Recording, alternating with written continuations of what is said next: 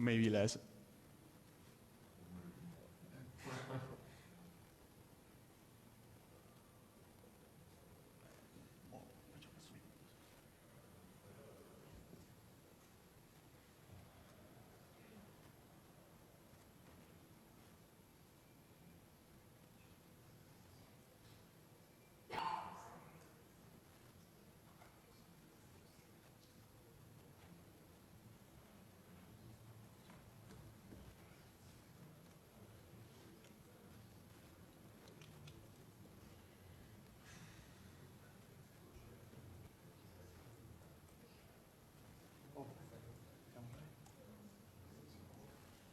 Okay, we can start.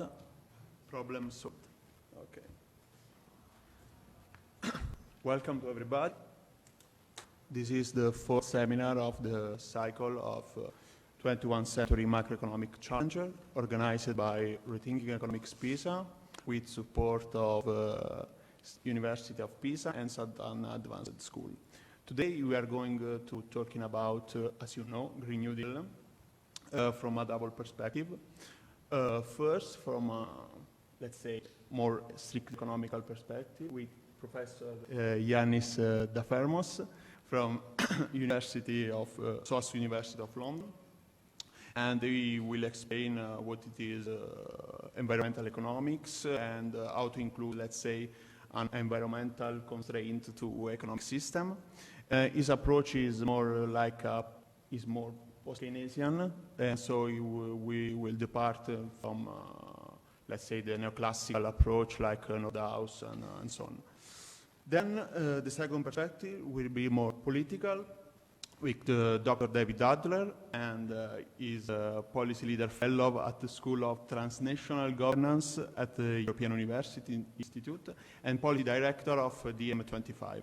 In particular, he will focus on the actual feasibility and applicability of this plan at the national and European level. So before we start, I'd like to underline one important point, because in the last few months, the green question has become very central in the mainstream media and so on, also in the political arena. That's because of Greta Thunberg and Friday for Future strikes. Right now, a lot of politicians are talking about how to implement a Green New Deal plan and so on. And that, in a way, can be seen as a victory in some sense. But we have also to think that not all climate policy are the same. The Green New Deal is a broadened concept with respect of a simple green policy, because it will be not enough just to add some carbon tax on, or I don't know, give some incentive to green industries. And we must refuse the idea of isolate the climate change problem from the other problem of a capitalist system. And so, such as inequality, such as unemployment. And so, we must address the environmental emergency within a radical and economical social changes. In simple words, we need a revolution in our economic system. We need to move from a society that is with the only goal is the profit. We need to move from liberalist to a more public intervention of states, and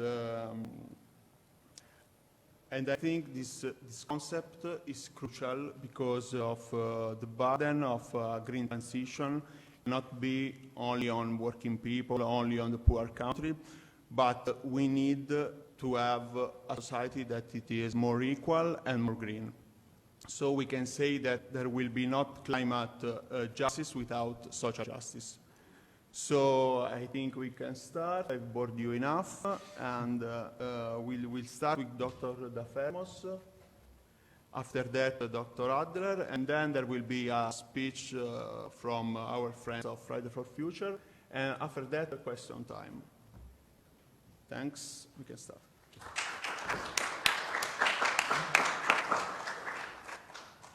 Okay, so thanks a lot for the introduction, and also thanks a lot to the students of Rethinking Economics for inviting me today. It's such a great pleasure for me to be here. And I'm going to talk about economics, the environment, and the Green New Deal. And what I'd like to say, I would like to follow up actually on what Angelo said. In my view, we are going to face one of the most significant challenges that societies have faced over the last decades. And is that okay? Can you hear me now? So I think that it's very crucial to understand that this is a very big challenge that we have to deal with. And it's a big challenge because, as Angelo said, first we need to decarbonize our economies extremely quickly. And in order to achieve the 2 degrees target, we need to have a very rapid decarbonization. At the global level, this should give net zero emissions by 2050. At the national level, especially for the countries of the global south, we are talking about net zero emissions by 2030 or so, probably by 2025 ideally. So this is a very big challenge, and at the same time, it's very crucial to ensure that this transition to a low-carbon economy will take place in a way that will promote social justice, well-being, and actually in a way that will deal with the inequalities that we have right now. And in my view, it's also crucial to ask the question about the way that economics can help us to design and implement a Green New Deal. And I think that we need to rely on economic approaches that are based, first of all, on realism, because so far we have that dominant approach to economics is not so close to reality. And second, we need to have economic approaches that take into account political economy issues.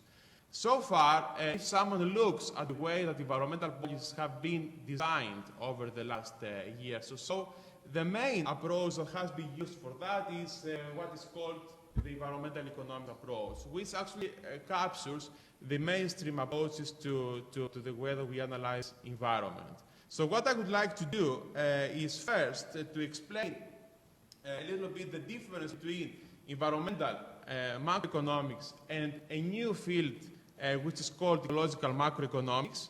I'm going to focus more on macroeconomics because, in my view, at least at the first stage, the Green New Deal has to do with a very big macro prospect. Of course, there are many micro prospects that we have to take into account, but I think we have first to understand how macroeconomics can be used in order to design a Green New Deal. And then I'm going to talk briefly about a model, an ecological macroeconomic model that I have developed with my colleagues, and I'm going to discuss some simulations which are related with the Green New Deal policies. And finally, I would like to point out some broader challenges that we have to deal with in terms of the implementation of the Green New Deal. So let me start by describing some of the key differences between environmental and ecological macroeconomics. We have in economics always this debate about the role of demand and supply. And ecological macroeconomics basically draws on the tradition of Keynes, the tradition of Kalecki, whereby demand is considered to be important when we are talking about the way that GDP is produced.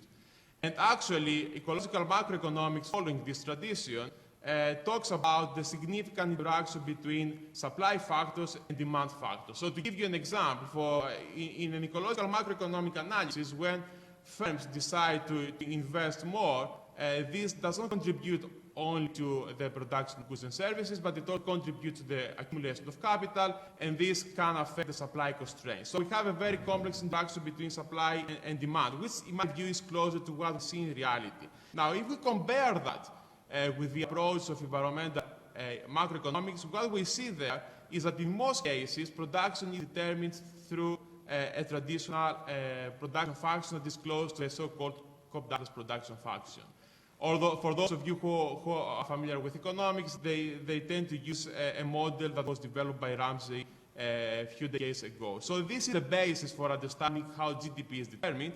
And in my view, this focus on supply constraints is not in line on supply factors, not in line with what we see in reality. In reality, we see that there is a lot of capacity utilization that is below the full level. We have seen that unemployment rate is very high, so we cannot talk about supply factors if we don't take into account the reality related to demand.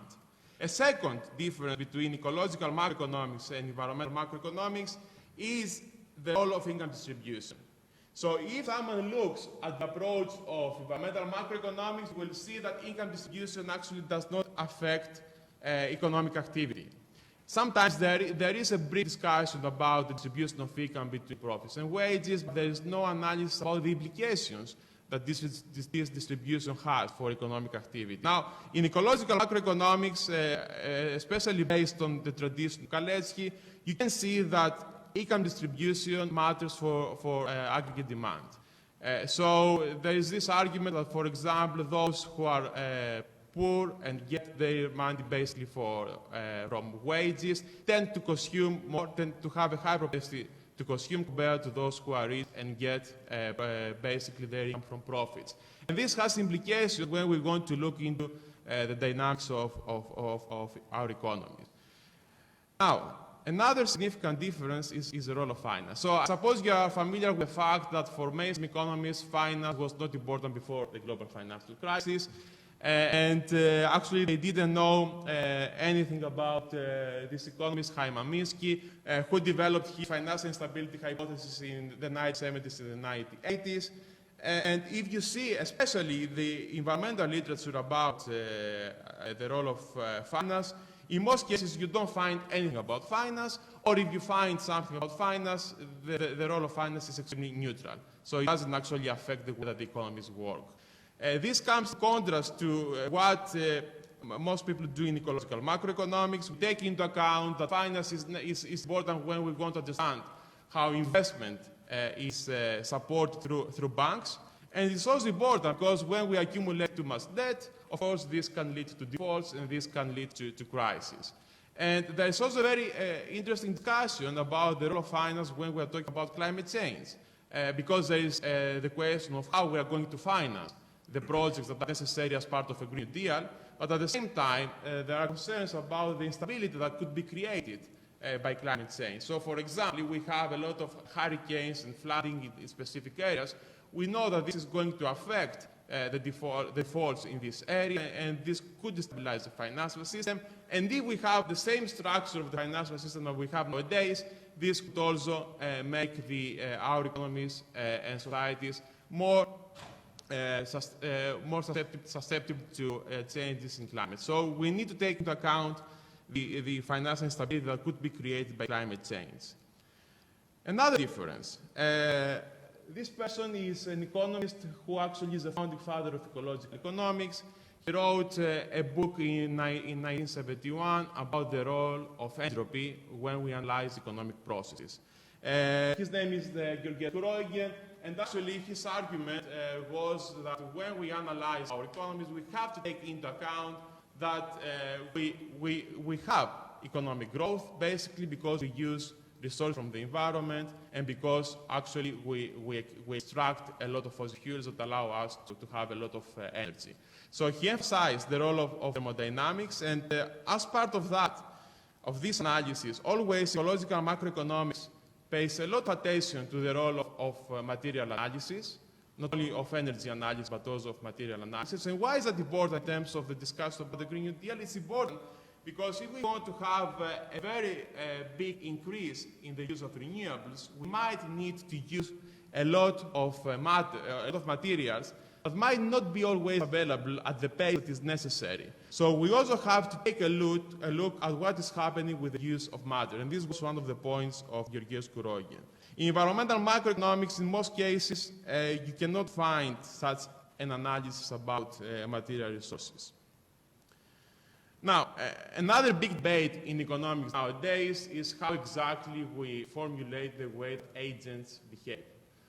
So if you look at the traditional textbooks about economics, what you can see is this idea that agents maximize profits or maximize utilities, and they do that actually in a temporal way. It's, in most cases, assumes that people and firms can actually understand how the future is going to evolve. And in most cases, we also have this idea about rational expectations, whereby agents can anticipate almost everything. Now, this comes in contrast to the way that ecological macroeconomists think about the way that people behave. So what we can find there is kind of analysis that first takes into account what Keynes used to call radical or fundamental uncertainty. So we live in a world whereby we cannot know what is going to happen. Our decisions nowadays affect actually the path of the economies and the societies in the next year, so we cannot have this idea of intertemporal maximization. And of course, at the same time, we know that people follow social norms that are determined also by institutions. So we have a kind of more richer analysis about the way that people behave. Now, this is very important, the role of power. In most macroeconomic analysis that rely on mainstream economics, you cannot find that power plays a significant role. In some cases, you can find analysis about the bargaining power of labor unions, but you cannot find a holistic view about the role of power. Now, in ecological macroeconomics, social classes have different interests. There is a distribution of power that changes continuously.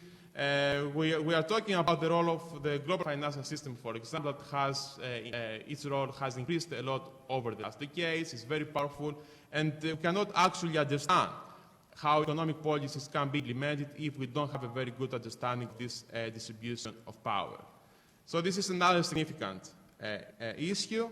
And now I would like to turn to policies and how we analyze policies in ecological macroeconomics compared to environmental macroeconomics. And I would like to refer to Nordhaus. Nordhaus won the Nobel Prize in Economics last year. And one of the types of analysis that is used a lot in environmental economics is the so-called cost-benefit analysis. To give you an example, the idea is that if today we have a carbon tax that actually affects the way that carbon is produced, what we have to do according to this cost-benefit analysis is to understand the benefit that we have if we reduce carbon emissions and measure that in dollars, and then compare this benefit with the cost of the carbon tax, or the cost of reducing overall these carbon emissions. And then we should find an optimal path for the economy whereby the costs are outweighed by benefits. Now, Nordhaus did that, has done that for climate change and has identified an optimal path for our economies in the next decades. Do you know what is the temperature at the end of this century that corresponds to this optimal path? It's close to 3. I have a graph here. It's 3.5 degrees. So if we use this cost-benefit analysis, what we have to do is to increase slightly the carbon tax in order to be at this path, which is 3.5 degrees at the end of the century. And we have, of course, climate scientists who say that if we pass probably even 1.5 degrees, this is extremely dangerous. So what I would like to point out is that when we rely on this cost-benefit analysis, we might get some results that probably make sense for economists, but make no sense for climate scientists. Now, in ecological macroeconomics, the approach is that of course, we don't do this cost-benefit analysis. What we do is that we look at the systems that we have to deal with at the same time, and I'm thinking about the social system, economic system, the environmental system. And we have to identify policies that allow us to keep these systems between specific thresholds that ensure that these systems will be stable in the long run. Okay, so if we have that we are going to pass, we have a policy that is going to lead us to more 2 degrees, it's not a policy that can actually be suggested. We have to identify ways to avoid these 2 degrees. We cannot have this type of cost-benefit analysis.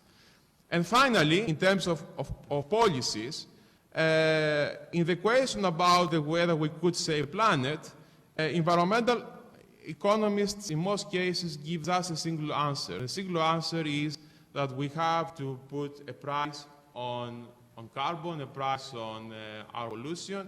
If we put this price, then this is taken into account in the maximization problem of firms and households, and therefore we find this the optimal path. And this is enough in order to deal with environmental problems. Now, in ecological macroeconomics, we actually, the belief is that we need to have a combination of policies. And we can talk about policies like the ones that I have here, and I'm going to explain a few of them later.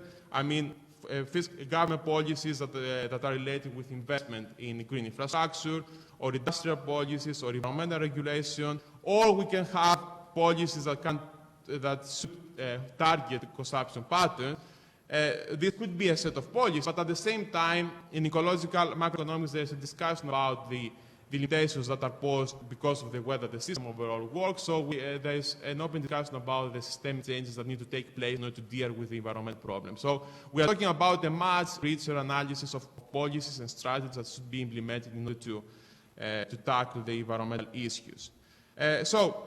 These were some key differences between ecological macroeconomics and environmental macroeconomics. Now, what I would like to do is to talk very briefly about a kind of ecological macroeconomic model that I have developed with my colleagues. And the purpose of this model is to understand the long-run dynamics of our ecosystem in combination with the dynamics of the financial system and the economic system. So this model incorporates some of the features that I just described. And the idea is to understand how the system overall is going to behave if we implement some policies related, for example, with the Green New Deal. This is how we perceive the macroeconomy and financial system. So we rely on the ecological economic tradition, and therefore what we have in our approach is that the macroeconomy is, of course, a subset of the whole ecosystem, and the financial system is part of the macroeconomy, and of course there might be a lot of interaction between the macroeconomic activity and the financial system. But what is crucial is that we always have this continuous inflow of matter and energy from the environment. Then what we do is that we pollute the environment through carbon emissions and other types of material waste. Of course, there's some recycling, and this allows us to use matter in a more efficient way, but overall we need to take into account the constraints that are posed because of the fact that economies work within the ecosystem. And what we do is that we use a kind of system dynamics analysis whereby we see the dynamics of the system, and we of course depart from the equilibrium approach of most mainstream models. So in our analysis, there are policies and there are paths that can lead to instability. So we do not exclude the possibility of instability, and we can also have policies that can lead to cyclical effects. So this is not what you can easily find, especially in environmental economics. Now, very briefly, the structure of our model, as I said, it's a model about the global economy, the global ecosystem, because we want to understand the long-run dynamics that we could get if we implement some specific policies. So we have the ecosystem, the material flow analysis that I mentioned before and relies on Georgios Pirogian. We have the role of energy. We have specific equations that refer to the climate change. We rely on climate models in order to do that. And we also have the role of technology in order to take into account that, for example, if there's a lot of investment in green ideas from the government, we might have an improvement in the way that we use energy and the way that we use renewables.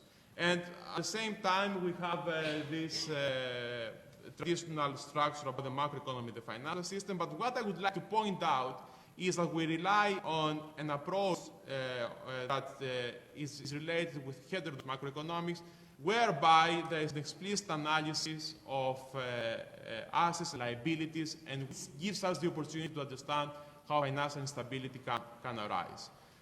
Okay, now I would like to mention some policies that we have, some of the policies that we have investigated by using this framework.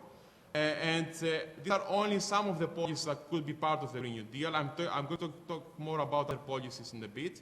So, in our view, a Green New Deal should be basically about green public investment. And we need to have a very radical changes in the way that we understand the role of the government sector. And of course, the government sector has to play a very, very important role in order to not only to affect the type of investment that is done in the economy, but also in order to create the infrastructure that we need for the transition to a net zero economy. Now, at the same time, however, we think that we could use some other more traditional tools like the carbon tax and the green public subsidies. So what we did was to have a kind of combination of these policies. So we wanted to see what would happen if, in a very hypothetical scenario, at the global level, in 3 years from now, there is a combination of a carbon tax, a green public subsidies, and a green public investment policy, and we'd like to see how this could affect the atmospheric temperature. So this is one type of policy that could be included. Sorry. Then I also have here a scenario that has to do with the financial system. And let me say very briefly what is happening right now with finance. What we can see, especially over the last 1 year or 2 years about finance, is that there is a growing interest by central banks on how they could probably contribute to the problem of climate change.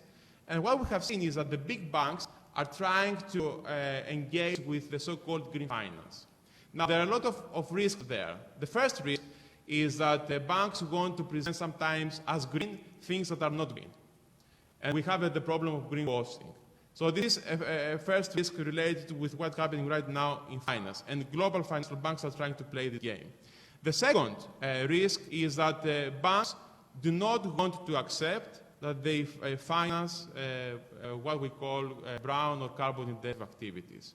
And what they're trying to do is to focus on the green aspects of their finance. Now, what could be done in order to deal with that? Of course, we need to have a complete restructure of the financial system, but this is the only way to deal with that properly. But at the same time, we can have some policies that actually, of course, they try to support green investment. And for example, here we have tried to see what's going to happen. We have a kind of a green QE, whereby central banks buy some green bonds.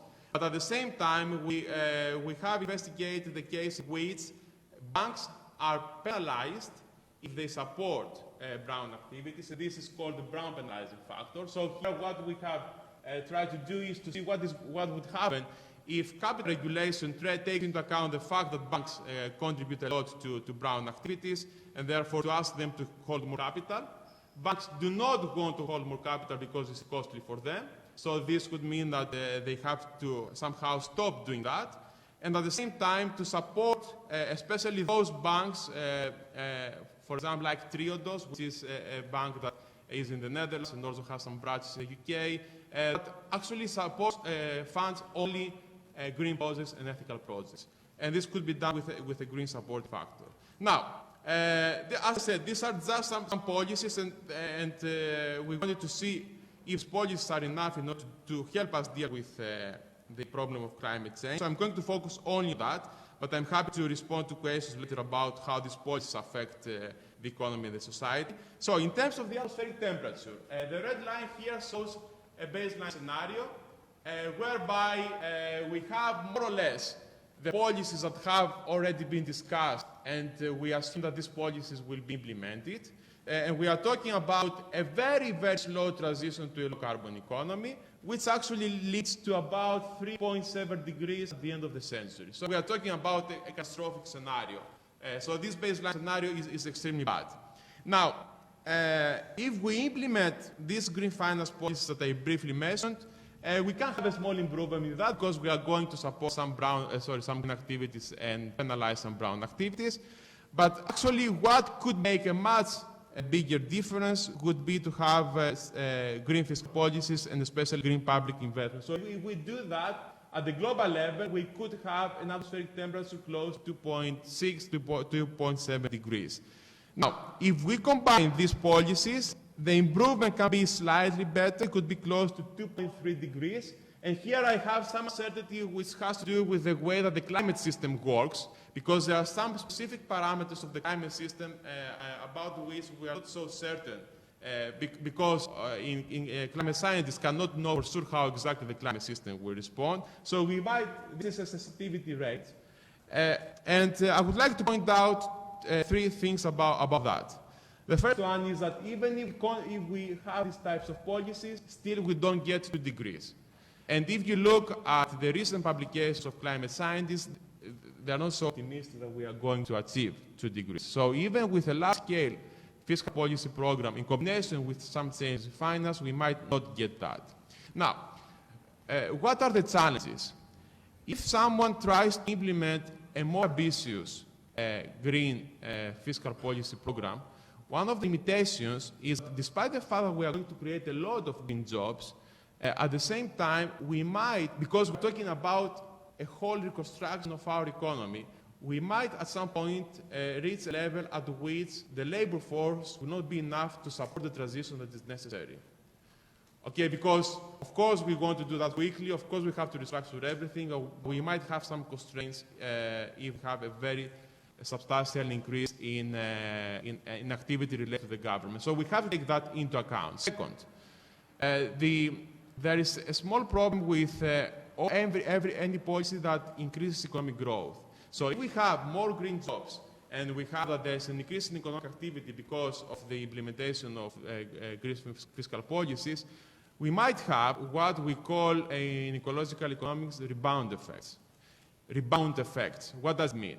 It means that we have green jobs that allow us to increase, for example, the use of renewables, but before we achieve 100% use of renewables, we have more growth that leads to more carbon emissions.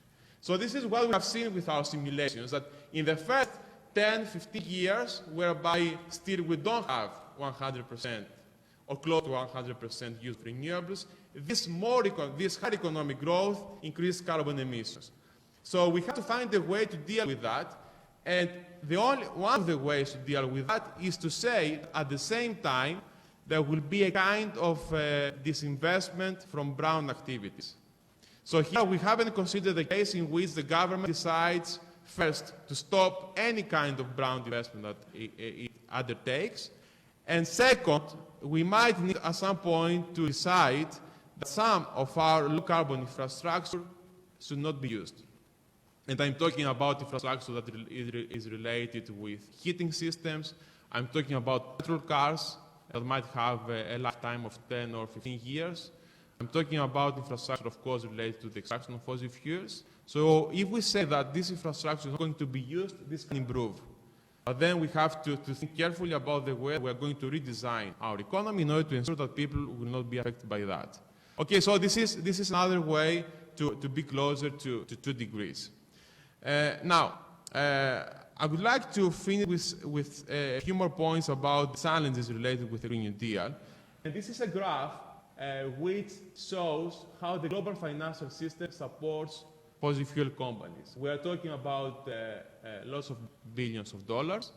And here I have, for example, the JP Morgan, which is one of the big financial institutions that supports a lot fossil fuel companies. And here we can find all the big global banks. And this is important first, because if, as I said before, the Green Deal also involves some disinvestment from brown activities, there will be a lot of resistance from these financial institutions to do this transition. Second, we need to take into account that this should change rapidly within the next few years. So this should stop. Otherwise, fossil fuel companies will always be able to find the finance that is necessary in order to undertake new investment that contributes a lot to climate change. So we need quickly to transform the system. There will be a lot of resistance to that. As I said, these banks are very powerful, but we cannot pretend that the problem is not there.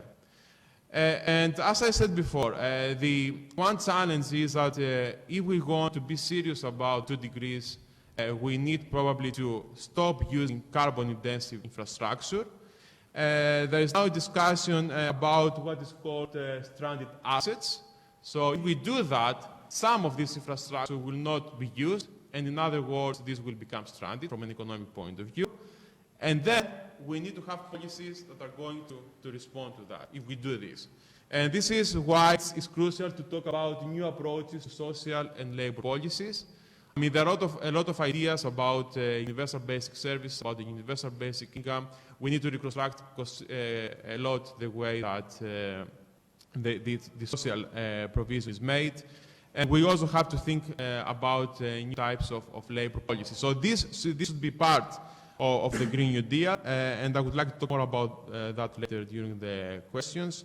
But a final thing that I would like to point out is that when we are talking about Green New Deal in Europe, in the UK, or in the US, we don't have to forget the Global South and how the Global South is going to be affected by that. For example, if we rely a lot on the investment in renewables, we know that a lot of the material that is necessary for this might come from the Global South. So we should be careful and think about the way that people might be exploited in order for us to get the materials that are necessary. Second, we know that the carbon emissions in the previous decades were basically produced by countries of the global north. And now we know that the global south is going to be affected more because they don't have the infrastructure to correspond to what is going to happen with climate change.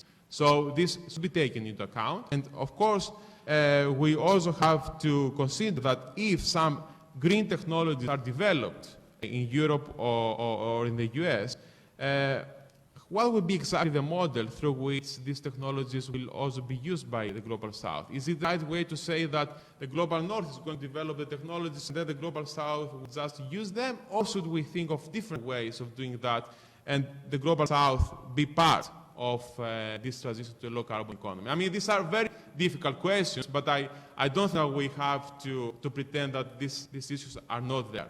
So, to conclude, I think that, as I said before, we have a big challenge. There are ways to do that. We have to be very careful about the social and economic implications of having a quick transition to a low-carbon economy. This doesn't mean that we don't have to do the transition. In my view, we have to do the transition, and we have to change completely the way that the social and economic system works right now in order to make this transition good for people. So, yeah, that's all, and thanks a lot.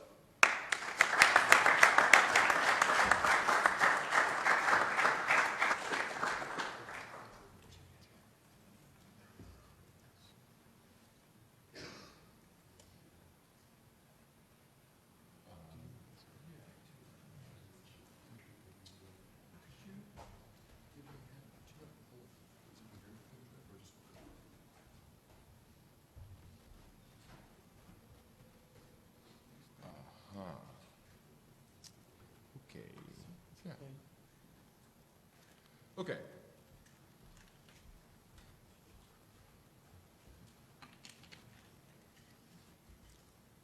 Okay. Hi, everyone. Thanks again for coming this evening. It's Wednesday, so I know you had much better things to be doing than watching me present on the Green New Deal for Europe, but I'm glad you're here.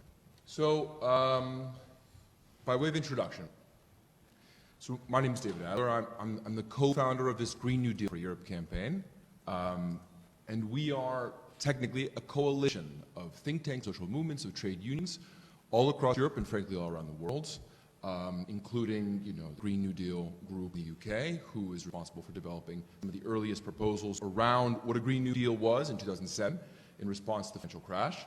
So we've got partners everywhere, and our coalition is always growing. And the goal of the campaign, just to give you a sense of background, was to say, okay, in 2019, Green New Deals abound. Some of them range from advocating various market solutions to full-blown socialism. Some of them are in municipal levels in Barcelona, others are at regional levels in Saxony, whatever.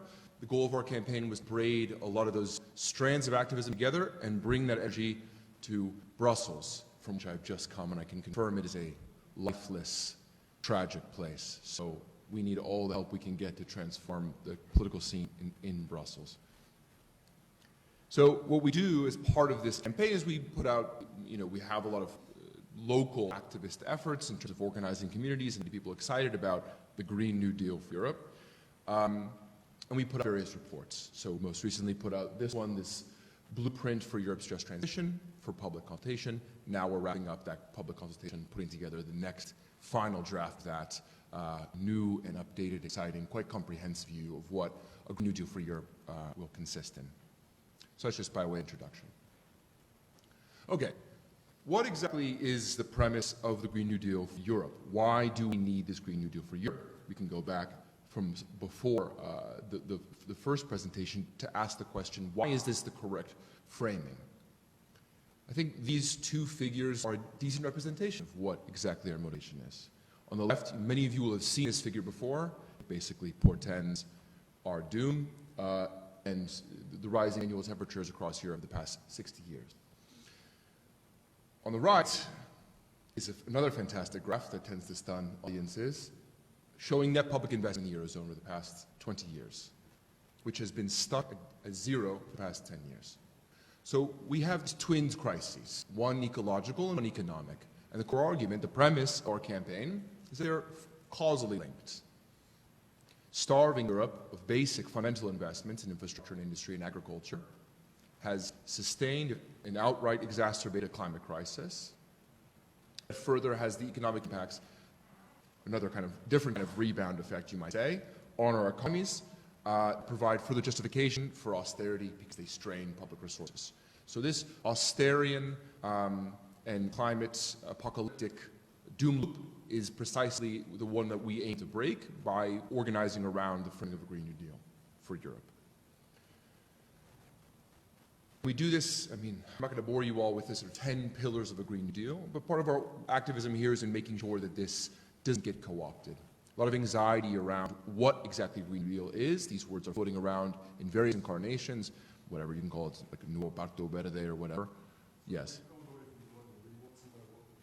Oh, sure.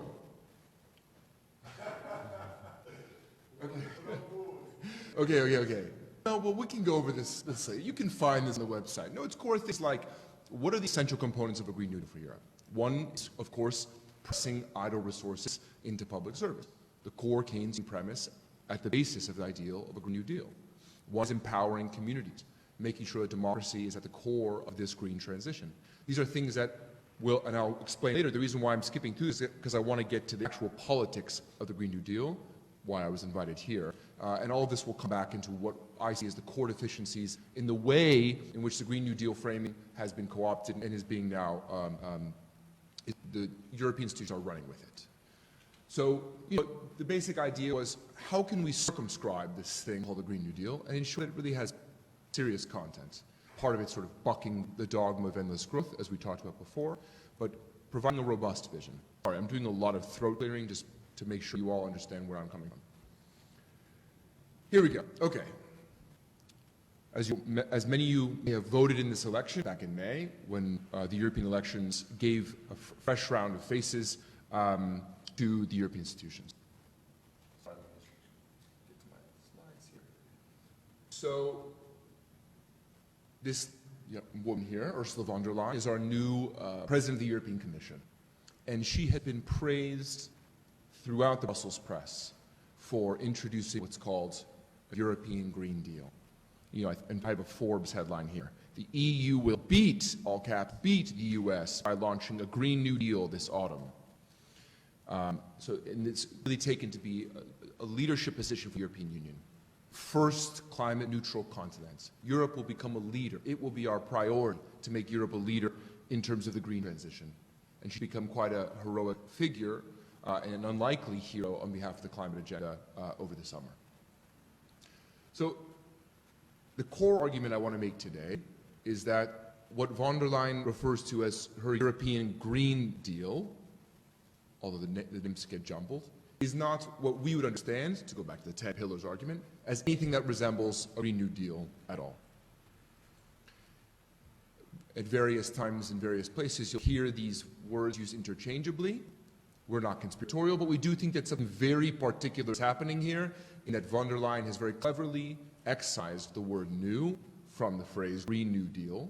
In doing so, essentially, surgically extracted any radical content from the agenda, any reference to the Rooseveltian vision from 100 years ago of what it means to press those public services, private idle resources into public service. And I want to walk through why this is not just a semantic case, but why we should keep on insisting that this so-called Green Deal is nothing close to Green New Deal that we've been outlined this evening.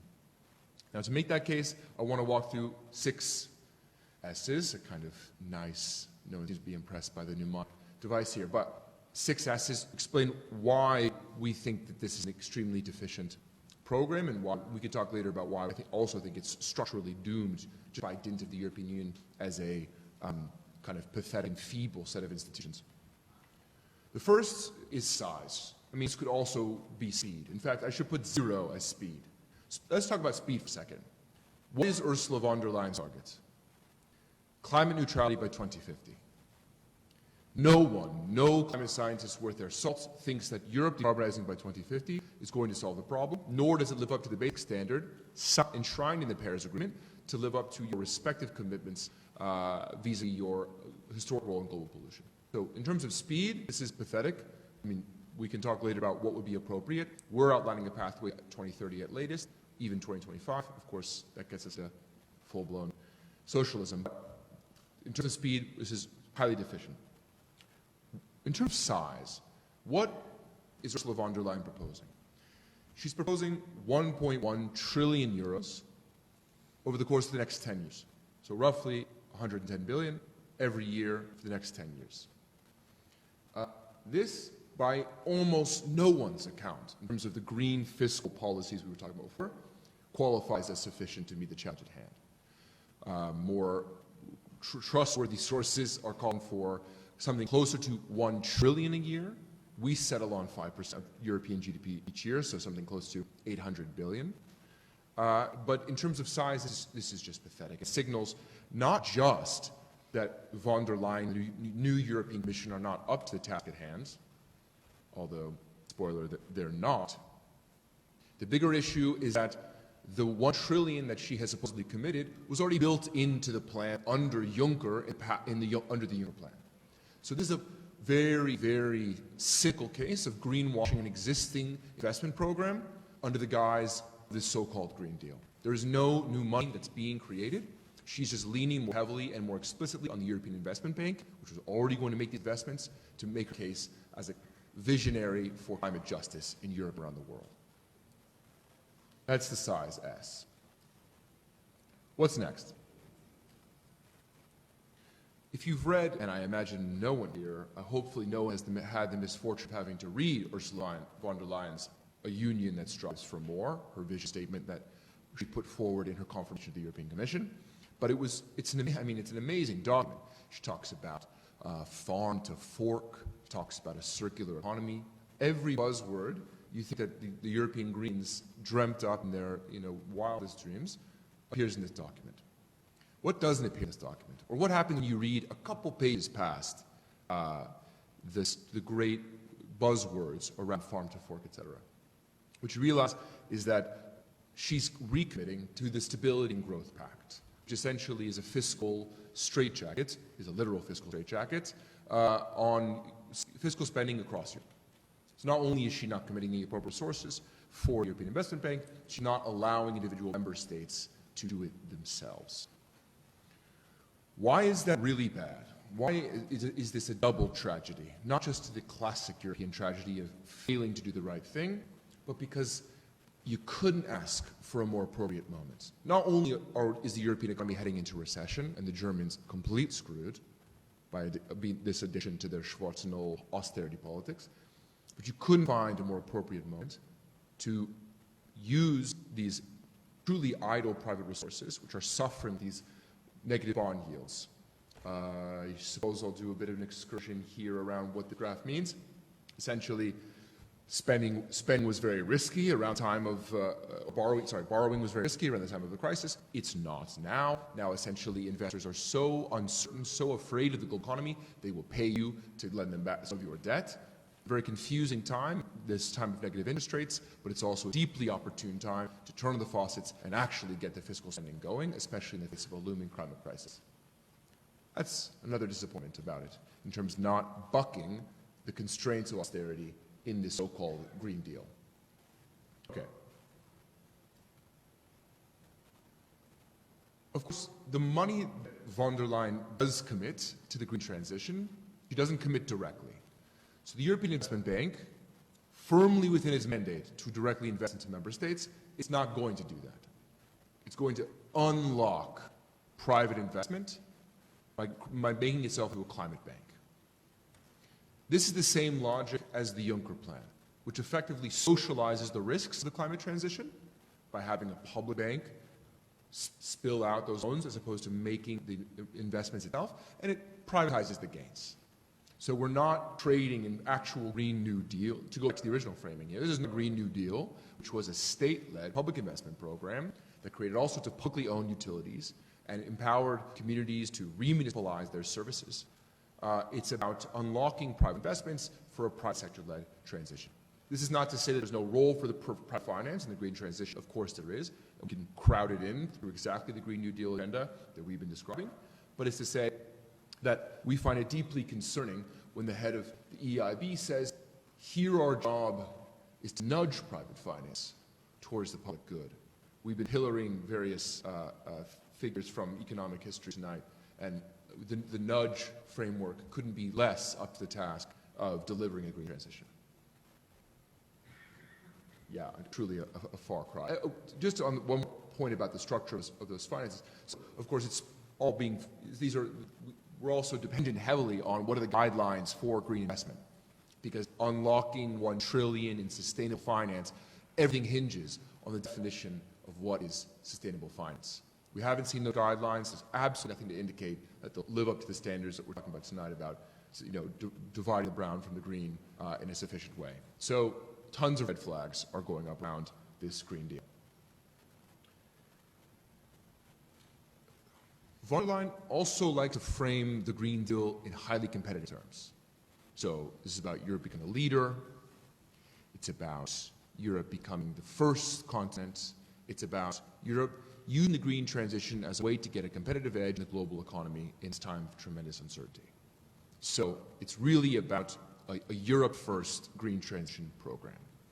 There's absolutely nothing at all in this vision that has anything to do with Europe's historic role in resource extraction, in colonial pillage, nor in being the prime culprit in global pollution over the past multiple centuries.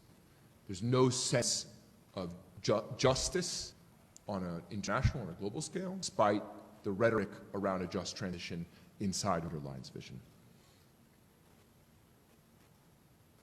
And I think, again, if you take the union that strives for more document seriously, which I think we should, you end up with a much darker vision, which is that von der Leyen has, you spoke very well about how it doesn't have to be a zero-sum transition. It doesn't have to be the way in which green transition in Europe leads to exporting brown industries outside Europe's borders. But of course, this is what the European Union does best. They enhance mobility, freedom of movement inside the European Union by closing their borders on its outside. And everything indicates that's exactly the zero-sum competitive nature the European Union will bring to its green transition.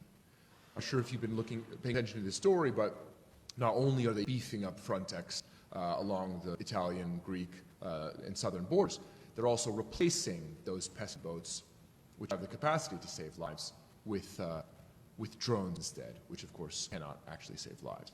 What this indicates is a very narrow framing for understanding what this Green Deal is. It's above all a decarbonization program that aims to use a very small toolkit of policy instruments to decarbonize without having a much broader view of what are the associated implications of environmental breakdown and what are the obligations and responsibilities of the European continent vis-a-vis millions of displaced climate refugees around the world.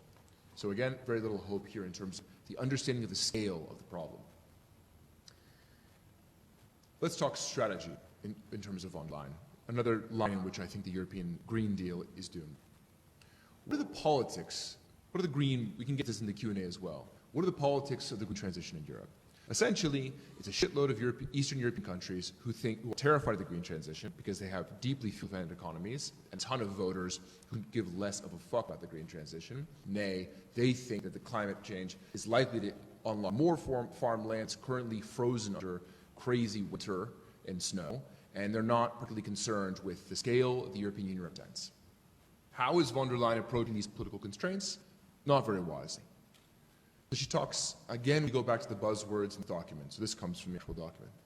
I will propose a European climate pact, bringing together regions, local communities, civil society, industry, and schools.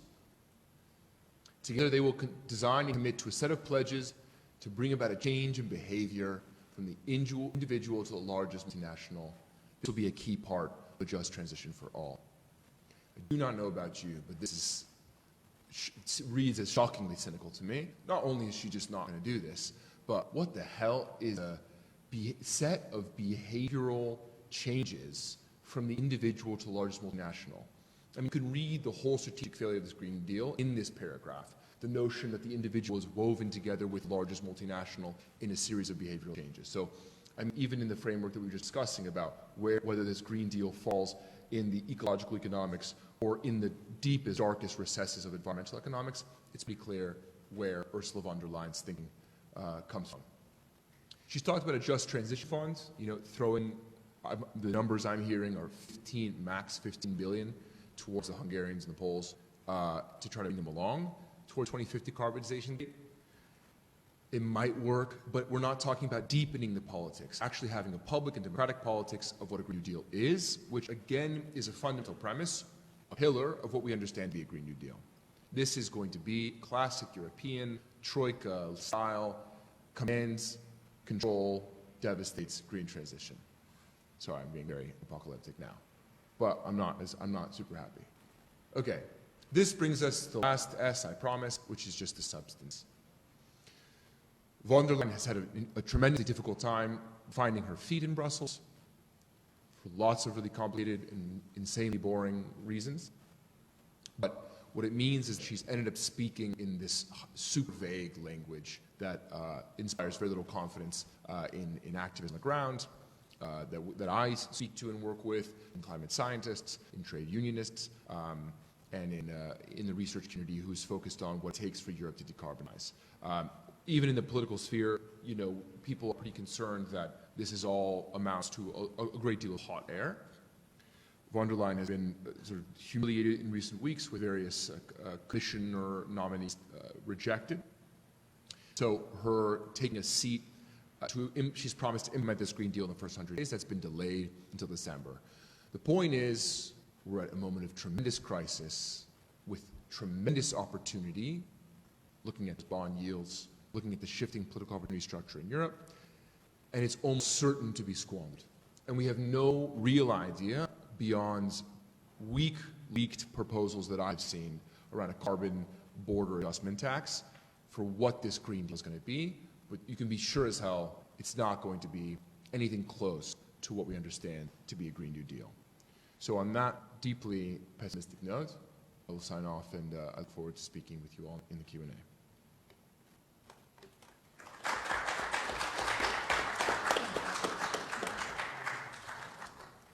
Thanks. Now, what it is? Okay. Come. Do you prefer stay here? Or... Okay.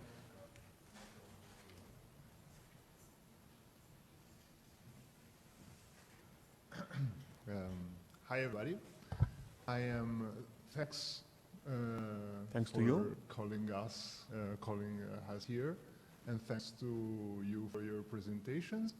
My name is Gabriele. I am a member of the Pisa group of Fridays for Future. I guess many of you know already, but our is a movement, is an international one, and is formed mostly by very, very young people. Most of them are still at the high school. I'm one of the older people in the movement. And it started because of Greta Thunberg, of course, the Swedish girl that started to strike for climate. And she started because she was so worried about the climate changes that are currently taking place that she didn't go to school on Fridays because the knowledge she would have gotten in school would not be useful in a devastated future. She says, we currently have no future. And this is the purpose of our whole movement, is to bring awareness to the people, to bring to let everybody understand that the problem of climate change is not something that we shall talk about in future tense. We shall talk about it in present tense. When we say it will be devastating, we're partly wrong because it is already devastating. It is already devastating in the southern part of the world, in India, in China, in many of the places around the world. It is a problem now. We are trying to forecast some of the consequences that the climate change could have, but we are seeing them now. Mass migration, that's a consequence of climate change. People are running away from places that are no longer okay for life, are running away from wars that are not anymore about oils and fossils, are about water, because it is now almost as valuable as oil. So our movement is, of course, speaking to the people, and when enough people will be together, and also we will talk about to the political class, to those who have the power to decide and take action, real action, about what's coming next. We are young, maybe a lot of us may be able to, willing to study, to know what, to study about the economics or the political aspects of this change, but it's not our job to make solution for this problem. Maybe it will be, but we are still young, and many of the people that are now in politics already should have paid attention to this mess. And not only we want to bring the attention to the climate change per se, but we would like to also let people understand that this is not something that you can solve by shutting down emissions. Oh well, you can solve it that way, but it won't be easy. People are scared when they think about how to stop the emissions, because of course many job places will be lost. And so our movement starts to talk with worker unions, because that's a field we have to be all together in. And we shall press the politicians and the big corporation leaders that this change must be just, must be rightful, and every single human being must not be overwhelmed with the price of the adaptations that will be required. Because, you know, when we say climate change, we also say climate justice. What's climate justice in very few words is, well, you hear people saying humans polluted the world. That's not right. Not every human polluted the world. People in the poorest country didn't pollute nothing. People also in the richest country, I didn't pollute nothing. You guys maybe didn't pollute nothing. But the big owners of the big industries, of the big extractors, those who burn coals and oil to make energy, those guys polluted something. Those guys polluted a lot.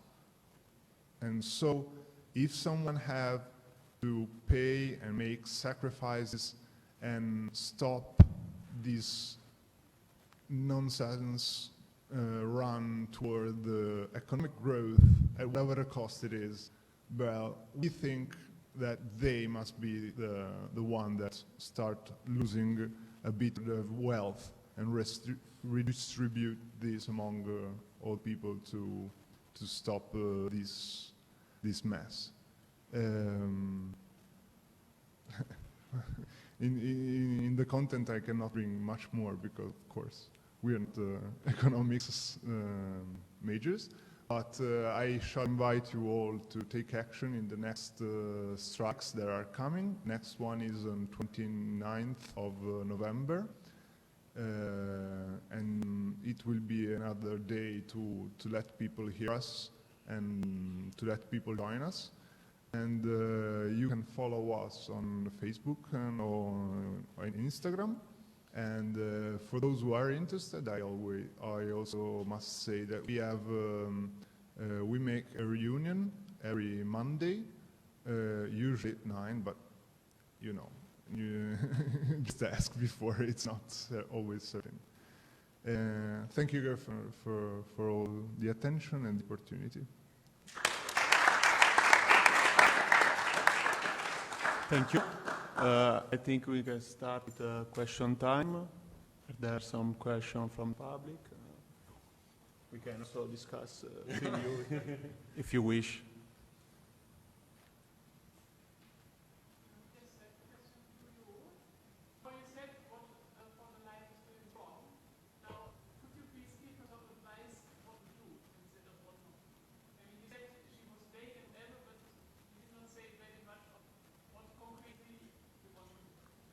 Yeah. So let's just talk about one slice of it. And you can look, I mean, we could go through of our quite long report on what we are outlining this vision for a blueprint for Europe's just transition. And there we go sector by sector. So let's just talk about the most important thing, which is that we identified in that presentation, which is just the money. So what von der Leyen is doing, to recap, is she's asking the European Investment Bank, a small section of the European Investment Bank. Because the European Investment Bank is the single largest multilateral development bank in the world. It's also the largest issuer of green bonds, for better or for worse. But she's asking a slice of that to commit itself to being a climate bank and to unlock sustainable investments through the private sector. Recap, our position is that it's essentially socializing risks to the public sector while privatizing gains from the green transition. What are we asking for? We're asking for the European Commission to have the European Investment Bank issue 5% of Europe's GDP annually in green bonds, something like 800 billion a year. That will be backed up by the European Central Bank in the secondary markets. It won't have to be, because as I showed you, those bond yields are so low, private investors around the world will jump at the opportunity to buy European debt if they can. That money gets put into what we're calling a green public works agency that is democratically controlled, that is democratically owned, and that those funds, rather than being unlocked through the highest spheres of private finance, are then redistributed across the European continent to be spent in various ways. We track in our report the best ways to invest in infrastructure, in housing, which of course is a major cost in terms of carbon. So we sort of map out where that money can go. But if you aren't talking seriously about how you're going to deliver the green transition, if you're still operating purely in the realm of to carbon tax or not to carbon tax, then you're not serious. So we could, I'm happy to meet and provide you with more resources about what we think are the positive elements. I just wanted to spend the time I had here talking through, maybe you're right, I did do a bit too much on the negative side. But yeah, I mean, I'm curious to know from you what you think, whether you think that vision of I guess, you know, Roosevelt had these 3 R's, right? One was relieve the poor, and there are a lot of poor people in Europe who would be desperately in need of a guaranteed decent job, as well as just a basic welfare program. Reforming the financial system to ensure that there are not these kinds of brown investments, but also ensuring that the crisis-prone nature of finance is curtailed. And the last one is recover European economy. And of course, the Green Deal is not being framed at all in terms of the economic situation in Europe, certainly with a reference to what's happening in this country, which has had no growth in however many years. But yes, I'm curious to know from your perspective, what do you think it would take to get from this Green Deal to the Green New Deal, or do you think that this vision of public-led finance is sufficient or not? Yeah, I mean, I totally agree about the plan related to green public investment. And I mean, of course, the best way to do that is to stop pretending that, you know, our problem is public debt, and this has to change in Europe. and we have to understand that this can be financed if there's a political will. So I agree with that, and I agree with this idea of having a lot of good public investment, which can include not only investment that has to do with the way we produce energy, but also energy efficiency in the buildings and a lot of other things that are going to change fundamentally the way we produce and consume. So I totally agree with that. Now the question is, what else we have to do? Now, first, in terms of inequality, which is a huge problem that we have over the last 3 or 4 decades in most countries around the world, and of course also in Europe. One is the social policy. And in the past, for example, in Europe, especially in countries like Sweden and Finland, we used to have a kind of universal approach to the provision of social benefits. And I'm talking both about social benefits in cash and social benefits in kind. So social benefits in kind have to do with health, education, and every type of benefits provided to people. Nowadays, there's discussion about the universal basic services. The idea is that we have to ensure that all people have access to some services that are important for their life. At the same time, we used to have a much more progressive tax system. And of course, this should be part, we have to tax wealth, we have to tax those who have accumulated a lot of money over the last decade. So a progressive tax system should take place with a fundamental change in the social welfare system. And when we're talking about inequality, it's not only about the social protection system and taxes, it's also about the way that inequality is created at the first place in production. I'm talking about the way that the wage share has been reduced the wage income share has been reduced over the last 4 decades. So we need to have a new approach to the way that the labor unions contribute to the determination of wages. We need to deal with the problems that we have now with the zero-hour contracts, the gig economy, whereby people actually are underemployed, and we can see that the figures of employment in some cases have been improved, but we all know that this is not actually an employment, a real type of employment. So we need to fundamentally change that at the same time with all green investments that should take place based on a public program. Now, 2 or 3 other issues that I think are necessary as part of Green New Deal. I think that at some point we need to use environmental regulation. So the traditional approach is, based on environmental economics, I said before, is to price an environmental problem. This might not be enough. Okay, I don't exclude the possibility of using some taxes for carbon. This is fine if it's part of a broader solution. But the key way to do that is to say that this is not allowed. Something that is bad for the environment should not be allowed. And this environmental regulation should be part of our discussion about the Green New Deal. And this is a way to stop using some carbon-intensive assets that have, as I said before, a long duration.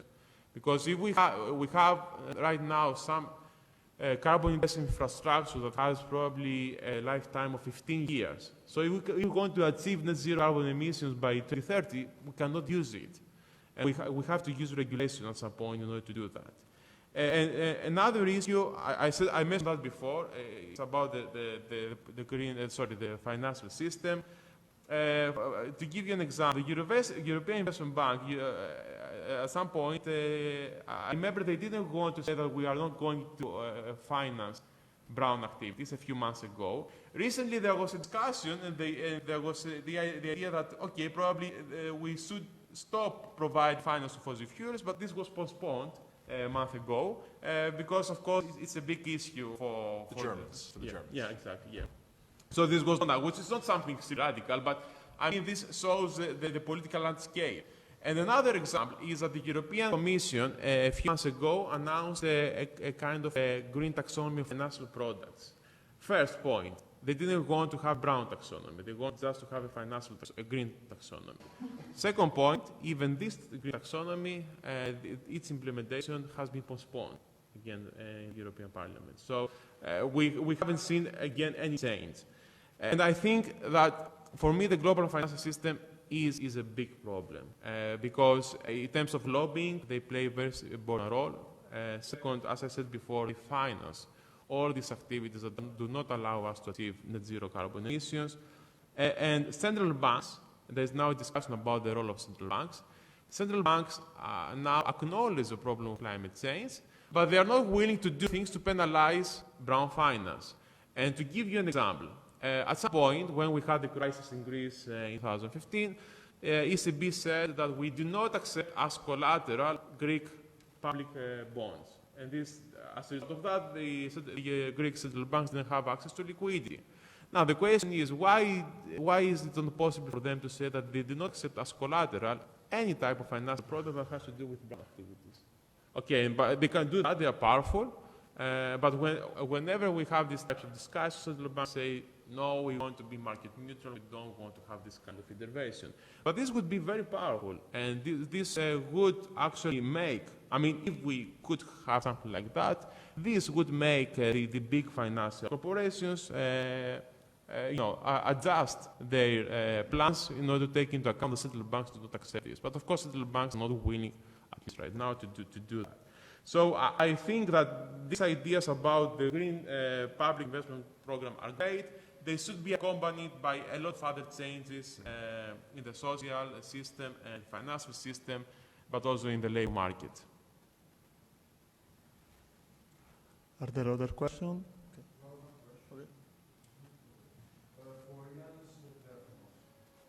You pointed out that ecology and macroeconomics takes into consideration the social norms.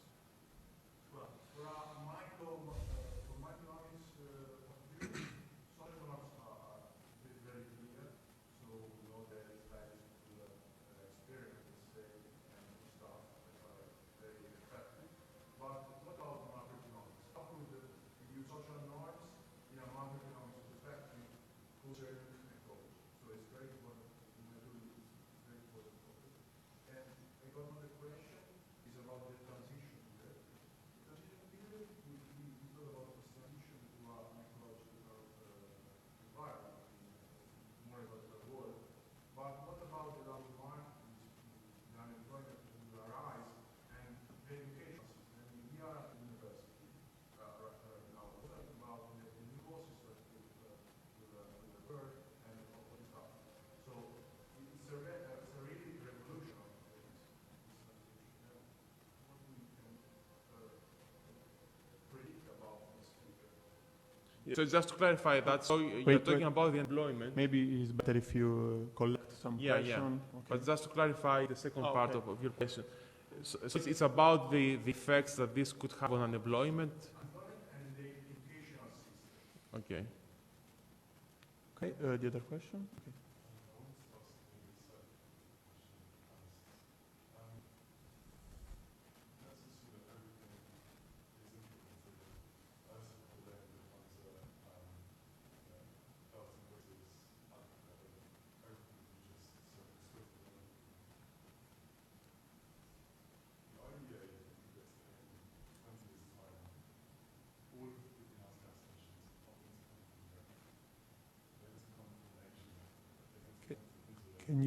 Can you raise your voice? Okay. We'll repeat it.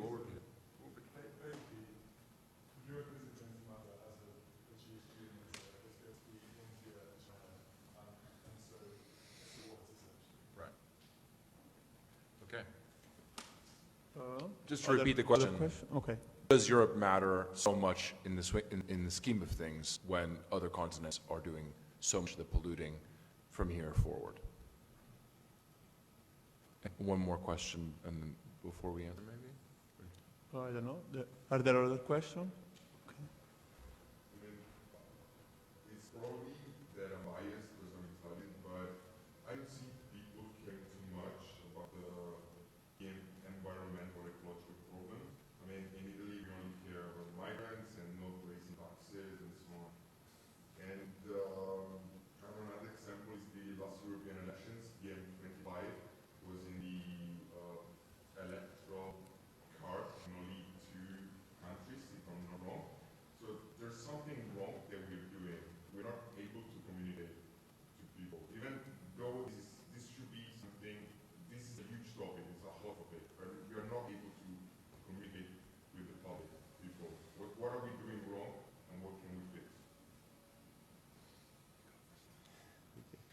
Okay. Okay, so let me start with the social norms. I mean, in macroeconomics, there are various ways to do that. You cannot find very strict ways as you can find in microeconomics. I can mention you one or two examples. So Veblen has been used a lot in order to model, to understand the role of social norms. So you can find a lot of analysis about the way that, for example, in the US, many low-income households went to debt because of the fact that they wanted to follow the consumption norms determined by richer households. And this is close to the so-called emulation effect of Veblen, whereby a house tries to emulate the lifestyle of other households, which in most cases are richer. And as a result of that, of this kind of social norm that a specific type of society promotes, you can have the accumulation of debt and the creation of some fragility. So you can find some approaches in economics within especially within the heterodox framework, whereby you can use ideas like these ones. Or in terms of the ecological transition, there is now the argument that people have to change the social norms in terms of the things that they consume. But then the question is it possible to do that if there is no institution and no public policy that is going to promote that? And what is the interaction between the public sector, the way that the public sector works, and the way that people behave? So if we go to, for example, a future whereby cars are not there, we need to have a public infrastructure that will change the social norms of people in terms of what they have to do in their everyday life. So what I want to say is that you can find richer analysis, more complicated analysis than the traditional approach, especially in micro. But there are various schools of thought and ideas that can be used in order to understand social norms. Now, in terms of what is going to happen with employment and education, of course, let me start with education. I think that universities have to do a lot. So to give you an example, at SOAS, we just started working on a sustainability group, which is going to look into what we teach and whether what we teach is in line with the climate crisis, and how we could change the way we teach economics in order to incorporate all the challenges that we're going to face because of climate change, but also to look into what we do, what we produce in terms of emissions as an organization. We cannot pretend that, I mean, we can teach about ecological economics, but at the same time we have to do what is necessary in order to contribute to the reduction of emissions. So the primary role of education is to change the way that we understand the analysis of politics, economics, and society, but at the same time to understand that we should all be part of this. And unemployment, I mean, the structure of unemployment has to change because of climate change, and the skills that might be necessary in the new economy probably will be different. There's a challenge in terms of people who are probably do not have the time to adopt, to develop new skills in order to adjust to the green jobs and so on. That's why it's important to have a social system there. But I think we cannot see this problem without taking into account how the labor market is nowadays. And we cannot have a plan, a radical plan about the decarbonization if we don't understand that we need to have a very different labor market in terms of what is the type of jobs that people could get, what is the role of labor unions, and we should stop with this idea that we have to promote flexible labor market institutions. But this is an idea very strong, especially in the European Union, over the last 20 or 30 years. So we have to change that in line with the decarbonization. Now, two quick things about the projections for carbon emissions and how we can. I mean, the situation in Italy, I could say a few things. I know it's too difficult, but of course, Europe, probably until 2050, will have a very small contribution to carbon emissions. Of course, it depends on how you measure carbon emissions. I mean, if you measure them based on production, yes, the contribution might be low. But we have also taken into account the consumption-based emissions. And when we're going to produce here something that is, to consume here something that is produced in China, this contributes to the emissions of China, but of course it comes from our lifestyle. Okay, so it depends on how we measure emissions, but in any case, you are right that the deep changes have to take place in these countries that are going to contribute more to emissions. And this is why we should actually talk about a kind of a global Green New Deal. We cannot do that only in Europe or only in a specific country. The challenge is that in political terms, this is extremely difficult.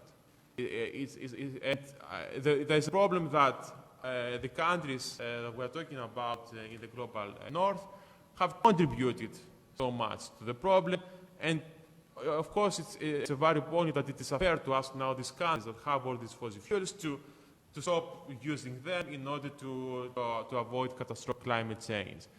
So the only way to deal with that is to try to develop, work with the countries in order to help them develop a serious climate mitigation problem. May I? Yes. Because I think maybe I've discovered a disagreement between us, which would be great. very exciting. Okay, so we can talk very specifically about, because I disagree with the premise that Europe can decarbonize for some of the reasons that we've outlined here, namely that the supply chain that lead to Europe still are high in terms of their carbon costs. But we can also speak very specifically about, in policy terms, in politics terms, about how to do that. So the politics of this can be broadly divided into, forgive me here, the carrots and the sticks. And the problem with the carrot-sticks distribution in global politics of climate is we have too many sticks. Paris climate accords were essentially sticks, self-flagellating, I cut down if you cut down. And that traps us into deep prisoner dilemmas where everyone has an intention to defect. So Trump's defection has been disastrous, not just because the United States is a primary polluter, but because prisoner's dilemma from which he defected unleashed a wave of defections around the world, and that's a really bad framework. The promise of the global Green New Deal, here's where I get to our disagreement, is that you can create a positive sum logic that allows you to escape that prisoner's dilemma. Because regulation, taxation, politically, are sticks. But investment is a carrot. And we put so much emphasis on the investment because this will be the only salvation for a global multilateralism around climate justice. It's only by saying we will mutually invest in your green transition. Now, I know you've been working with John McDonnell in the UK, which puts a lot of emphasis on cost-free tech transfers from R&D in the north to the south. This is very simple. We also haven't mentioned the literal obstacles that the United States and Europe put to the implementation of other technologies in the global south. A case from last year is that the United States took the Indian government, I think actually the Gujarati government, to court over their theft of intellectual property that belonged to a U.S. solar company. I mean, we have to look at all of the intricate web of transnational law that essentially binds southern countries to climate-destructive policies, not because they don't want to or because it's just about fairness, but because they're actually being held back by laws in the global north. This speaks to the question of Italians. How do you get people to give a shit about the transition? You don't do it by flagellating them over the head. You don't do it by saying, because you should care, because your parents were bad and they polluted.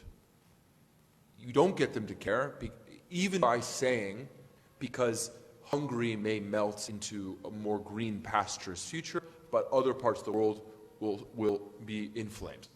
You do it by saying, we are tying the green transition to material benefits for you and your family. You got to play the politics here.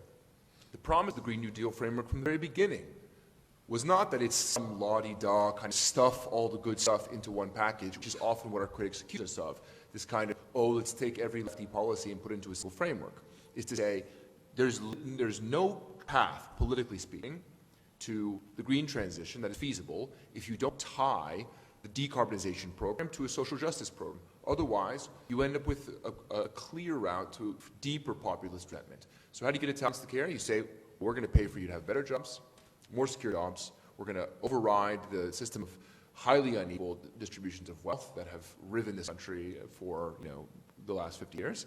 And we're going to provide your children an even clearer route to a better future, a more prosperous future for them as well. So you have to make that bargain. And the problem with this kind of climate-only approach that Europe has taken is it's just politically toxic. It's a wonder that there's no popularity for this program in Brussels or anywhere else. I mean, I'm not going to disagree with that. I think that politically speaking, we need to have positive narrative and we need to talk about the benefits and to emphasize the fact that this can benefit for everyone, and we need to find a way to escape from this business dilemma problem. Now, I mean, my only concern is that if we want to achieve the targets about decarbonization, probably there will be, there will be a lot of benefit, but probably we will have kind of disruption. And I mean, I know that this is, in theory, that this is necessary. In practice, this might not be possible to have a narrative that includes a kind of disruption. Probably we can have a narrative that includes a disruption only for wealthy people, and we need to probably to work based on that. But I don't think that we can achieve the decarbonization that's necessary by having only benefits for everyone. I agree that one of the problems, and this is why I mentioned before the role of environmental economics, one of the problems is that so far the environmental policies have concentrated a lot on this idea of carbon taxes, which is a very negative narrative. And actually, of course, that doesn't work politically and has a lot of other negative economic implications. So we have to, that's why the idea of the Green New Deal with a very positive narrative is necessary. So I totally agree with that. And I just wanted to mention very quickly what has happened in the UK over the last 1 or 2 years. Because I don't know if you're familiar with Extinction Rebellion, which is a very large movement in the UK. It's now 1 year since they started doing a great work in order to mobilize people and in order to emphasize the fact that we have a climate emergency. And that has been very successful. And quite interestingly, one of the reasons why people in the UK now are more interested in climate change is because the last 2 summers were too hot compared to what, I mean, some people said, okay, now I can see that, it might happen. And then this, for some people, it changed their mind. Okay, it might sound strange, but it did.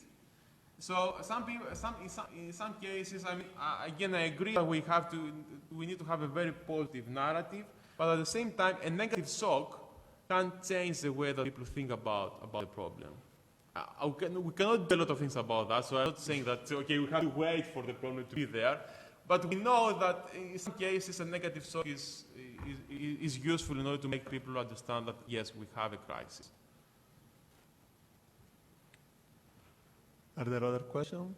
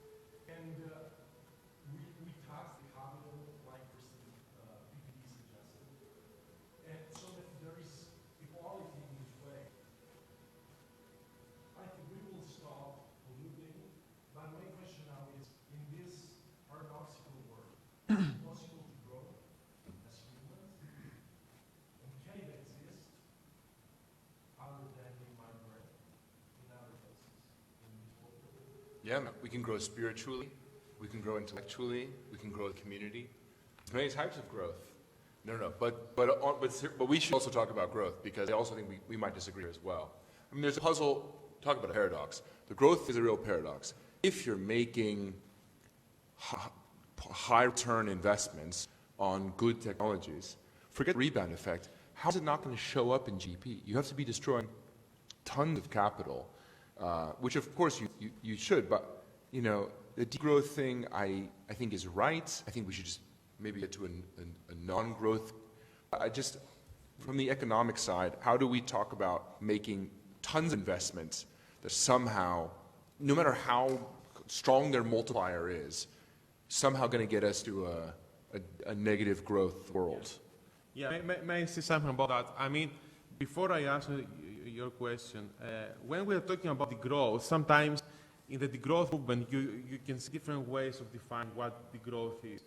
And if we focus just on GDP, then we have that GDP consists of consumption, investment, and government spending. So actually, if you think about that, the degrowth movement is about consumption, basically, because it is necessary to have investment in order to change our infrastructure, in order to stop having an infrastructure that uses carbon emissions. Second, in most cases, we have to increase government spending for social and investment reasons again. So for me, the valid point of the degrowth argument is about consumption. We need to reduce consumption that is not necessarily doesn't contribute to our well-being.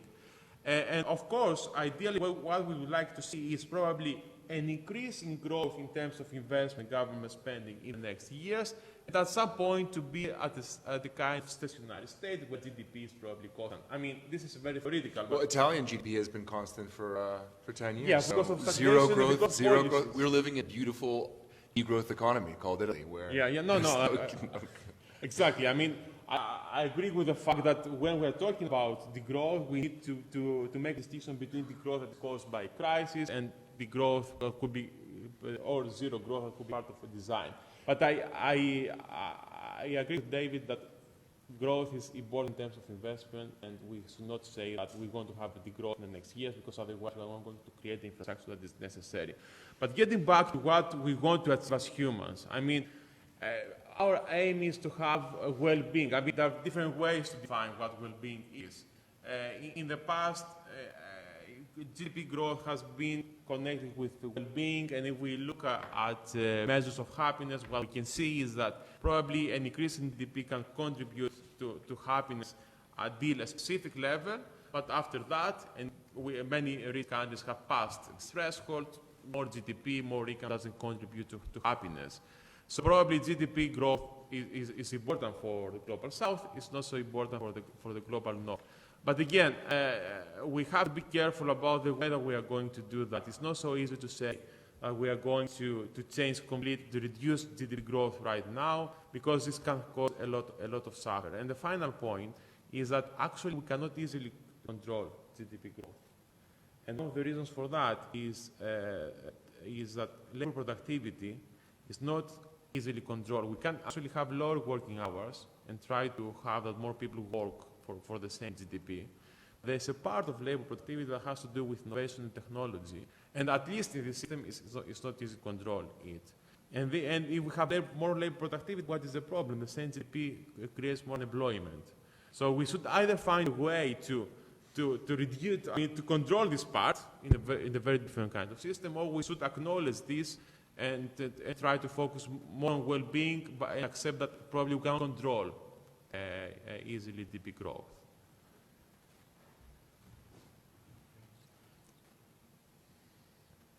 No other questions?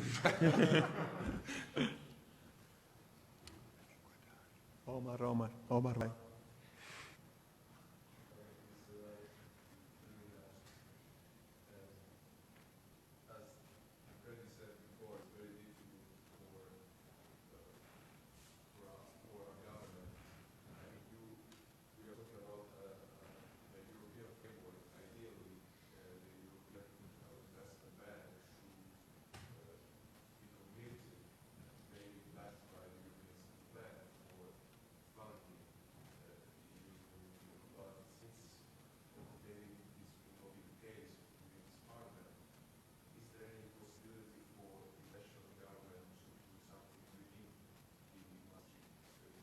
Well, isn't the PED doing just, isn't there a whole new thing in Green New Deal?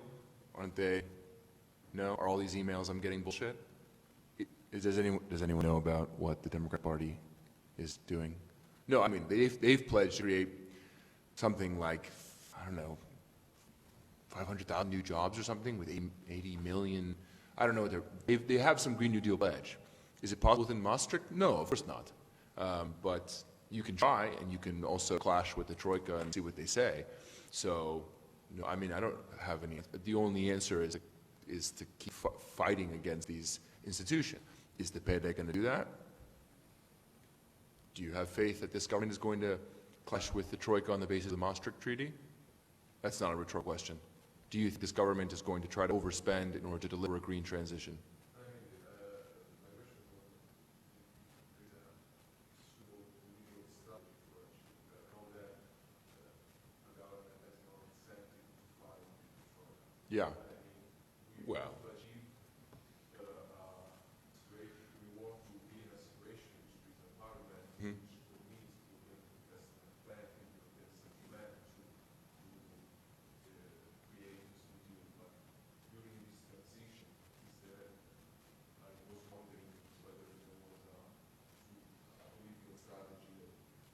I mean, now we're in very testy waters, so it's interesting. Final question. My view, I'm not Greek, so I'm going to turn to you, would just be saying, fuck the trees, spend what you want to spend, start the fight, and see what happens. I mean, there's no other way around this. You can't stay in this crazy treaty forever, you know? I sound like Mélenchon, but, you know, there's no other way. Yeah. I mean, within current structure, of course, this is the only way to do that. But, I mean, if we're talking about the kind of political strategy that is necessary, for me, it's important to understand how power has been created over the last, I don't know, 4 decades, and how institutional change has promoted this power. Because if you want to change the power, you need to understand which are the sources of power. For example, I mentioned before the global financial system, and try first to attack these things that give them the power, and gradually to change this distribution. It's a long process. I am saying that this is a sort of strategy, but if we think about the global economy since the Second World War, what we have seen is that from the 1950s or so till the 1970s, we had the so-called golden age of capitalism, which, of course, had a lot of problems related to capitalism, but at the same time, fiscal policy was much more active then, labor unions were much stronger, and social policy was a much more important part of the contract between people and the government. Now, after the 1970s, we had the rise of Milton Friedman and neoliberalism, and we had these fundamental changes in finance, and at the end of the day, the European project was a result of this process that started in the 1970s. I mean, most of the policies that the European Union has implemented has to do with this neoliberal project started in the 1970s. So if we have this long-run view of capitalism, we need to understand that now we are in a period of instability. Okay, so capitalism hasn't found a way to deal with instability. Over the last years, we have seen a lot of new initiatives. For example, the central banks have implemented quantitative easing programs. We have seen changes in the European Commission with this idea that they need to structure finance, not to support SMEs. We have seen a lot of change that doesn't work. And when this doesn't work, in my view, there's an opportunity to implement radical policies. So if someone has these ideas, and these ideas can change the life of people, then if you ignore the structures, or if you try to implement something very radical, it's easy to be accepted at the end of the day by people, because the system that exists right now doesn't work very well for them. It would be more difficult to do that 10 years ago before the crisis. So I think there is a kind of momentum that we have to be radical, and in my view, the climate crisis, because it's a crisis that cannot be tackled with the current policies, is an opportunity to say that we actually need to have these fundamental changes, and if at the end of the day the system doesn't work for people, there will be a support. So I think we have a kind of momentum, and we need to think in a radical way. It's our opportunity. Okay. We're done. Okay.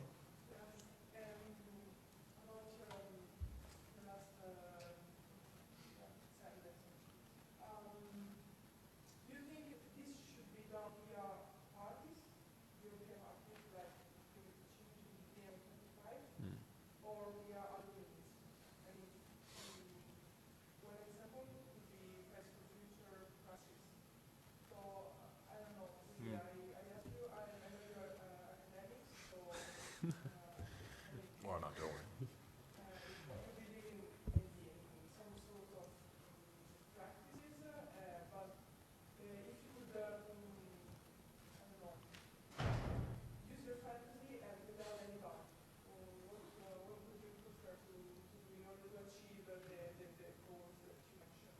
I mean, things have to change from people, and the social movements always, in my view, are the drivers of these changes.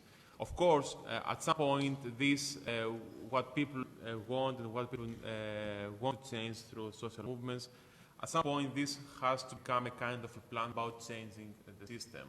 And in most cases, what we have seen in the past is that this is promoted through political parties that have more precise programs, and they can implement in practice these policies.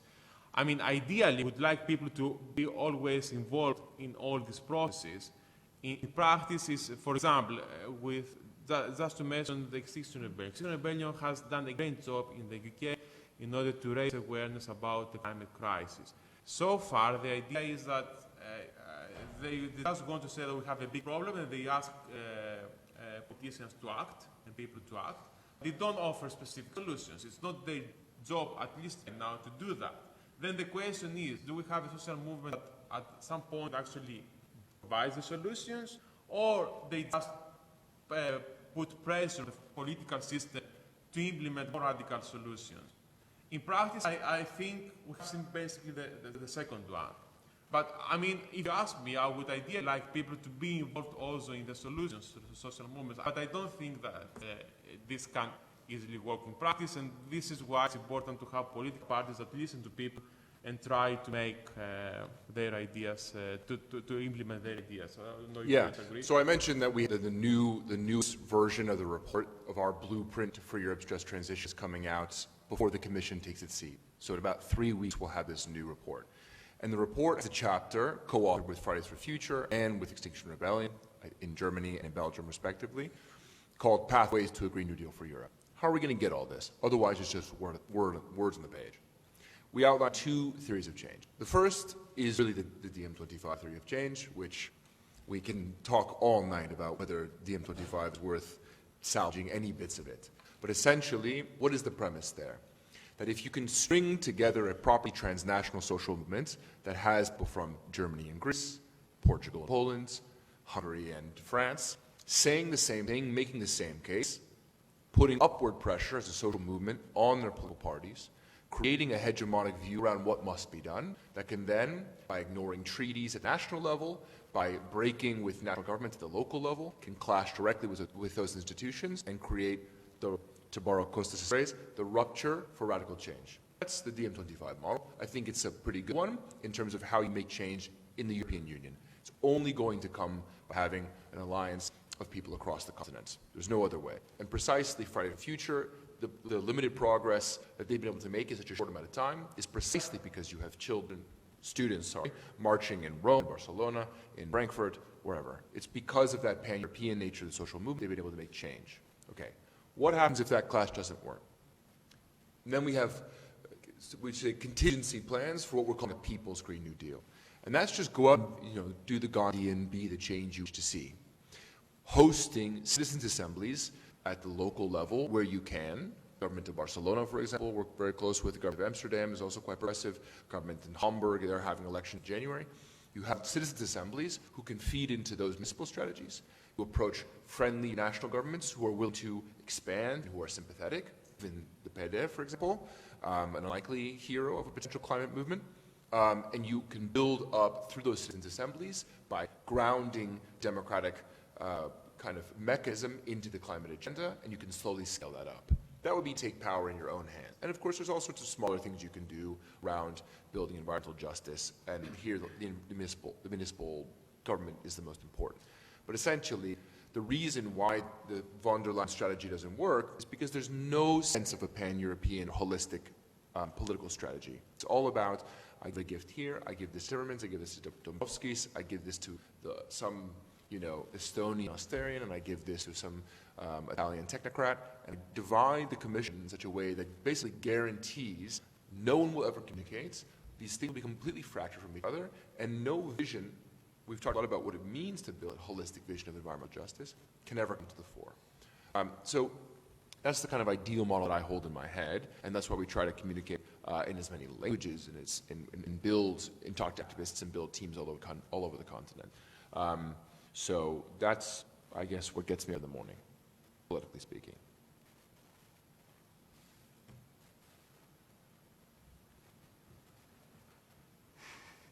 Great. Okay. Okay. We're done. I don't know. Okay. Thanks, guys. Thanks to Professor Dafermos and Dr. David Adler for being here, and thank you for the question. You can follow Rethinking Economics Pisa on Facebook, Twitter, and Instagram, and it's a stop, and you can. And for the next seminar will be about artificial intelligence, I think, and it will be on 11 November. So not here probably, but in Sant'Anna buildings. So thank you, and see you in the next seminar.